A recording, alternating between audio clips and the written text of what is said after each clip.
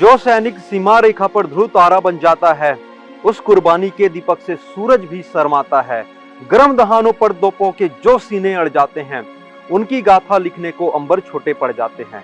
नमस्कार दोस्तों, स्वागत है सभी का अद्वैत एजुकेशन में। मैं आपका होस्ट और दोस्त तरुण आज आपके लिए लेकर आया हूं स्पेशल इंडियन आर्मी डे। 15 जनवरी आप सभी को पता है कि हम भारतीय थल सेना दिवस सेलिब्रेट करते हैं, लेकिन क्या आपको पता है कि इसके पीछे की कहानी क्या है, क्यों हम इस डे को यानी कि 15 जनवरी को ही इस दिन को सेलिब्रेट करते हैं।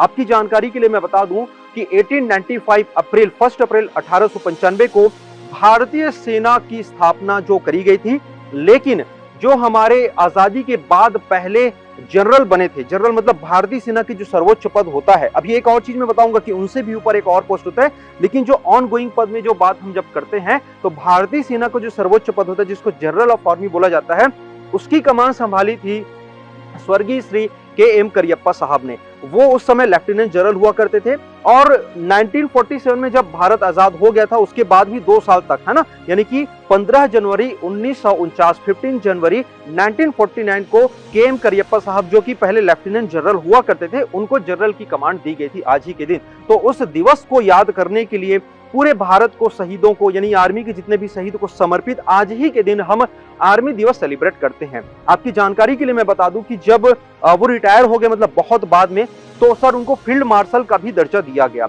अब ये फील्ड मार्शल क्या होता है समझिएगा। देखो, करियप्पा साहब जो थे वो पहले हमारे जो भारत के जनरल थे यानी कि सेना प्रमुख थे, लेकिन उनसे पहले भी फील्ड मार्शल का दर्जा जो दिया गया था उन व्यक्तित्व का नाम था जनरल सैम मानेकशॉ। आपने इंडिया बांग्लादेश वाली जो पार्टीशन वाली जो लड़ाई थी यानी कि 1971 का इंडो पाक वार था, उसमें आपने देखा होगा जनरल सैम मानेकशॉ जो थे उनके नेतृत्व में यह लड़ाई लड़ी गई थी। तो उनके रिटायरमेंट के बाद उनको जो फील्ड मार्शल का जो दर्जा है वो दिया गया था। दूसरे दिन हम बात करते हैं, मतलब ये 1973 को इनको दिया गया था जनरल सैम मानेकशॉ को, लेकिन जो करियप्पा साहब हैं इनको 1986 में, मतलब बहुत बाद में।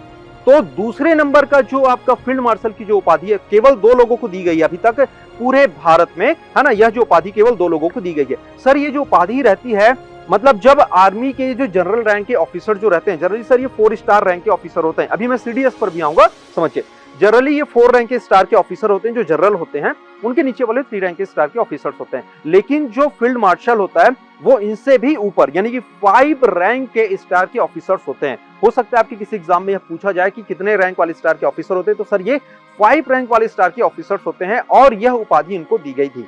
दूसरे दिन हम इंपॉर्टेंट जो हम बातें कर लेते हैं कि सर ये जो क्या बोलते हैं सीडीएस जो होता है, एक पोस्ट जो लेकर आया गया था, बच्चे बहुत उसमें कंफ्यूजन होते हैं। उसमें एक और होता है चीफ ऑफ स्टाफ कमिटीज। तो जितने भी आपके इंडियन आर्मी हो गए, इंडियन नेवी हो गए, इंडियन एयरफोर्स हो गए, इन तीनों के जो मुखिया रहेंगे उन तीनों में जो एक और हेड बना दिया जाता है। जैसे कि एचओडीज होते हैं अलग अलग डिपार्टमेंट के हेड ऑफ द डिपार्टमेंट्स, उन हेड ऑफ द डिपार्टमेंट्स में भी आपस में कौन सीनियर जो मोस्ट रहेगा उनको चीफ ऑफ स्टाफ कमिटीज का दर्जा दे दिया जाता है। अब ये समस्या आ रही थी लोगों के सामने कि जो जब भी लड़ाइयां होती थी और कुछ चीजें होती थी तो आर्मी का संचालन कैसे किया जाए, ये प्रॉब्लम हो आर्मी का, नेवी का, एयरफोर्स का। तो उन तीनों के बीच कोऑर्डिनेशन लाने के लिए एक नए पद का सृजन किया गया। तो यह श्रद्धांजलि स्वरूप भी यह वीडियो आप समझ सकते हैं कि हमारे पहले जो सीडीएस थे शहीद जनरल विपिन रावत जी, है ना, उनके लिए भी यह वीडियो समर्पित है, क्योंकि अभी हाल ही में कुछ समय पहले दुर्घटना हुआ था, उनमें वो शहीद हुए थे और उनके परिवार और अन्य जो हमारे भारत के जो आर्मी और पैरा मिलिट्री और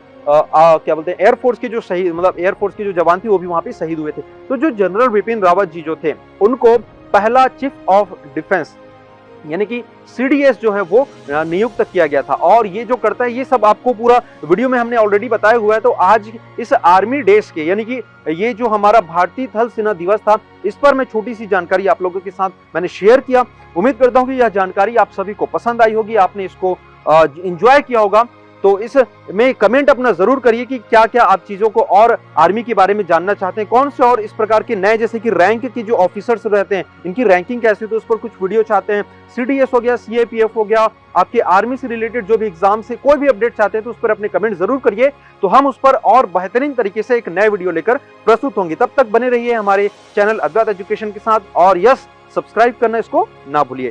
थैंक यू दोस्तों, जय हिंद।